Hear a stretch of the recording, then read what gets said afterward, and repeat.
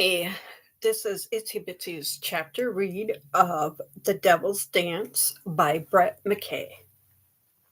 Chapter 1. Bourbon splashed over the rim of Chase's glass as his drinking hand spasmed.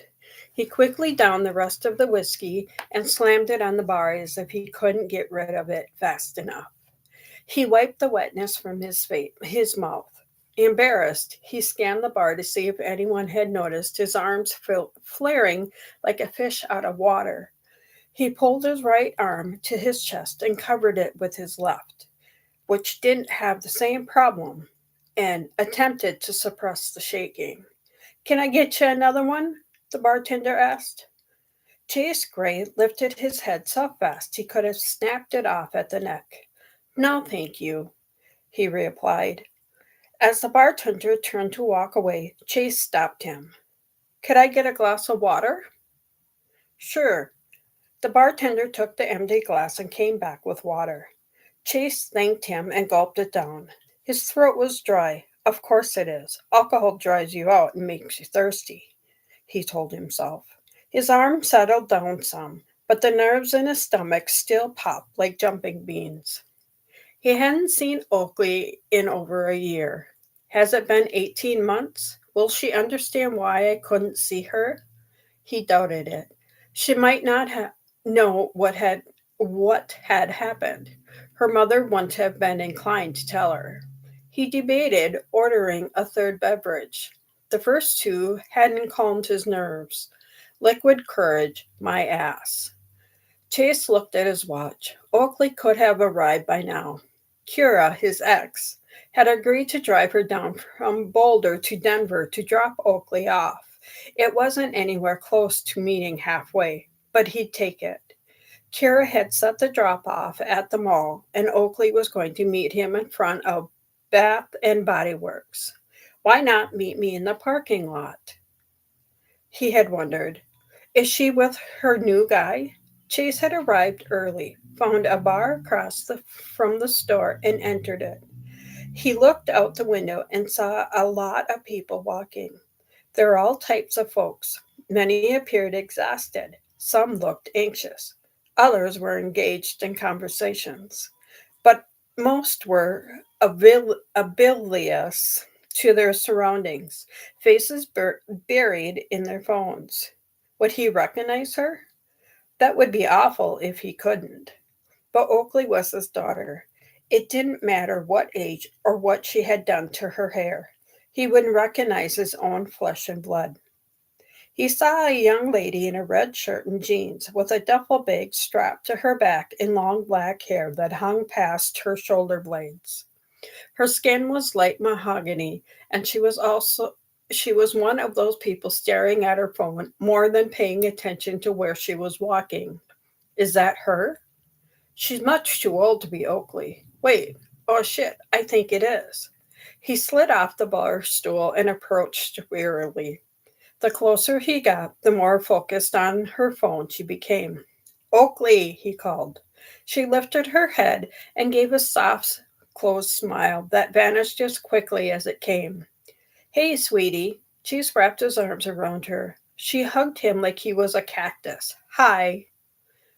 How are you doing? She shrugged. All right. Here, I'll take your bag. Chase took it off her shoulder and carried it as they walked. Do you have more? No, this is it. She gestured to her bag. You got everything you need in this? Yeah, it came out more like a duh. Okay. They walked in awkward silence. Chase felt like he'd lost the ability to communicate with his daughter, and he needed to strike up a conversation. How is your mother? She's fine. How is school doing? Oakley stopped walking and turned to him. Is this how it's going to go? How is mom? How is school? How is your friends? I can answer all those in a single text. I didn't need to come all the way here to tell you that. Why did you come out here then? Oakley huffed and rolled her eyes. Let me guess. Mom made you. Pretty much. Nice. Anger boiled in his stomach. You don't want to be with your dad? I've got a lot going on. I'm missing a summer trip with my friends and tons of concerts. It's not like I'm 6 and you need to have your 2 weeks because the courts ordered you to. That's not what this is. I want to see you. It's been too long. That's the whole point. Oakley threw up her hands. I haven't seen you in like 2 years, and out of the blue, you want to take me on a trip. Well, I didn't move my kid 3 states away.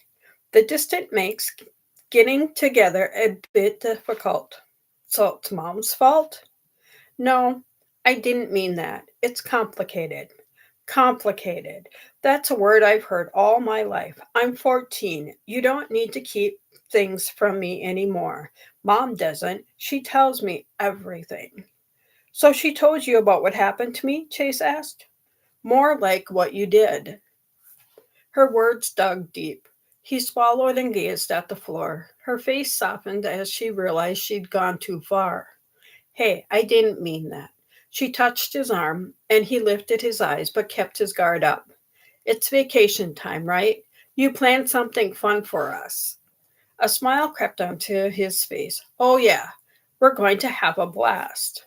So, what are we going to do? It'll be a surprise. Chase merged from I 70 onto I 15 and headed south toward Cedar City. 20 minutes later, he drove through the city of Beaver. He had been driving since he picked his daughter up, and it had been a long and quiet trip so far. Only small talk had transpired before Oakley placed an earbud in each ear, turned to the window, and transported herself beyond engagement with her father. Chase glanced at his daughter and sighed. Oakley had smashed a pillow against the door and curled up into it. She was 14, going on 20. Where had the time gone? She was growing into a beautiful young woman. The last time they'd been together was the Christmas before last, when she spent 3 days with him in his home in Phoenix. Conversations were uncomfortable. He had sensed she was biding her time until she could go back home. Had his divorce cost him his relationship with his daughter?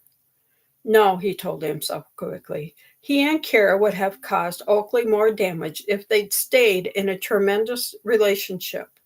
Their fights had increased to 5 or 6 times a week, and the ugly words they threw at each other cut deep. He knew the arguing had taken a toll on their daughter.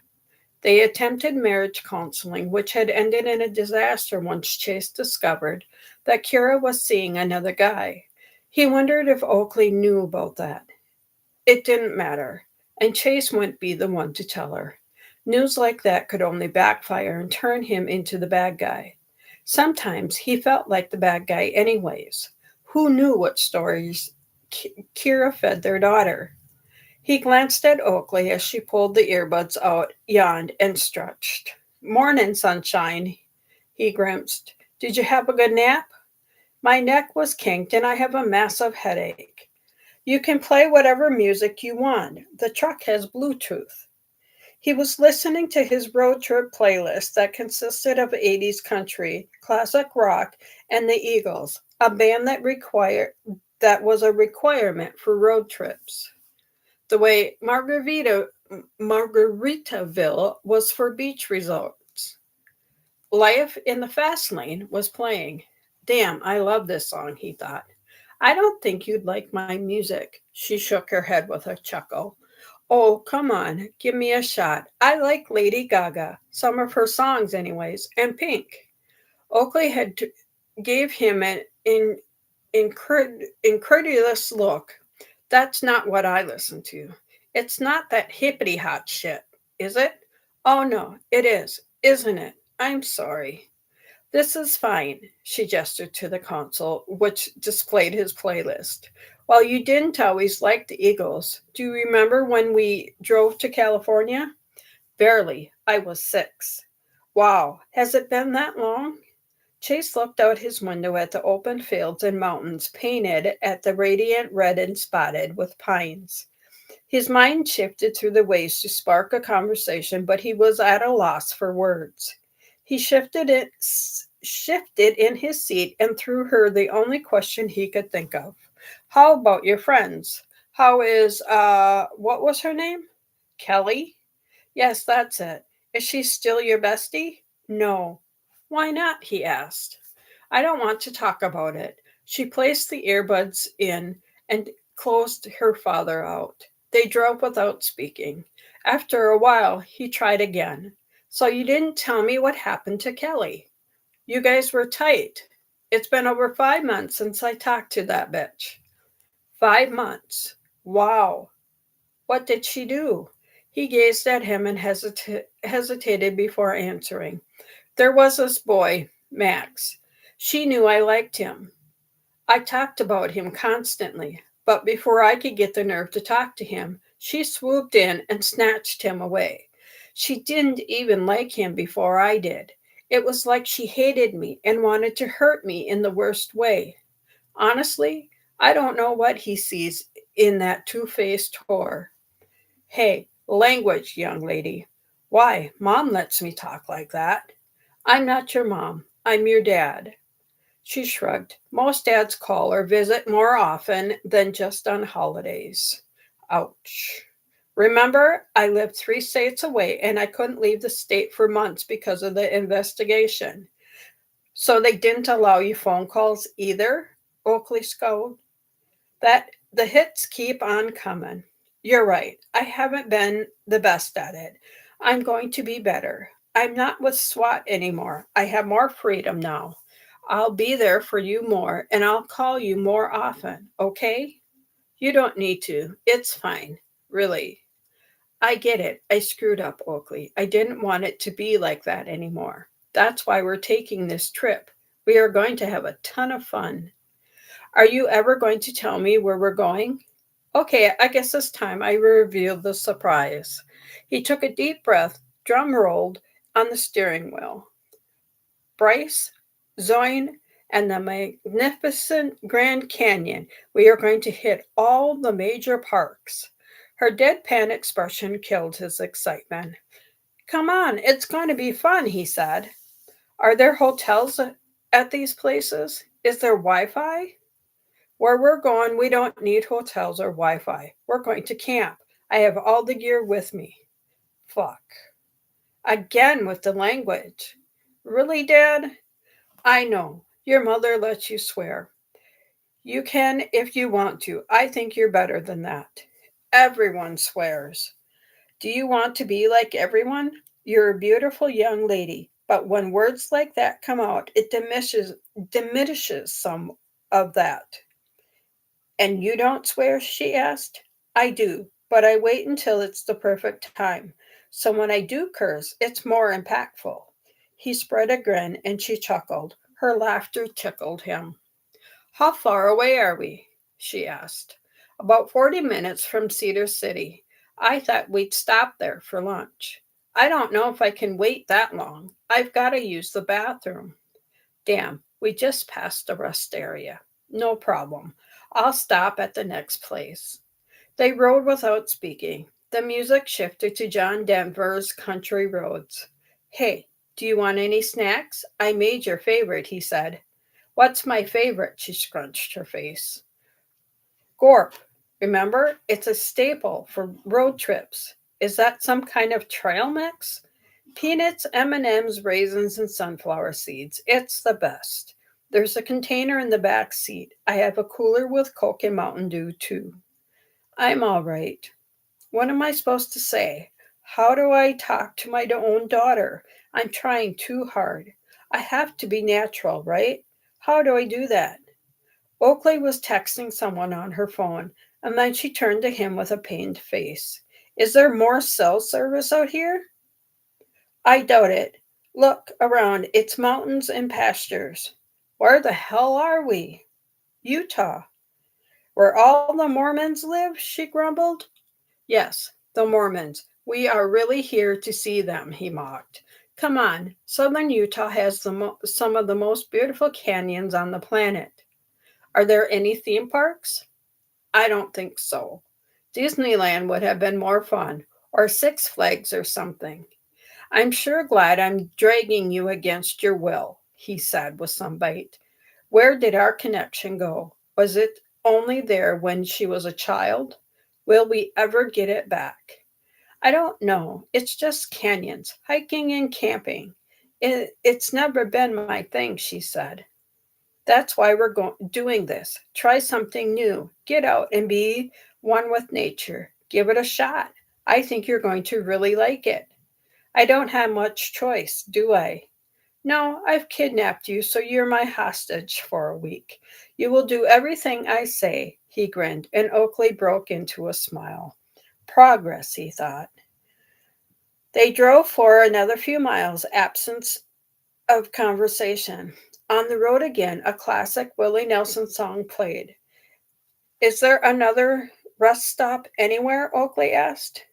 You've got to go pretty bad? She nodded. We'll stop in Parwan. It's a small town up ahead. I have to get gas too. Thank you for listening.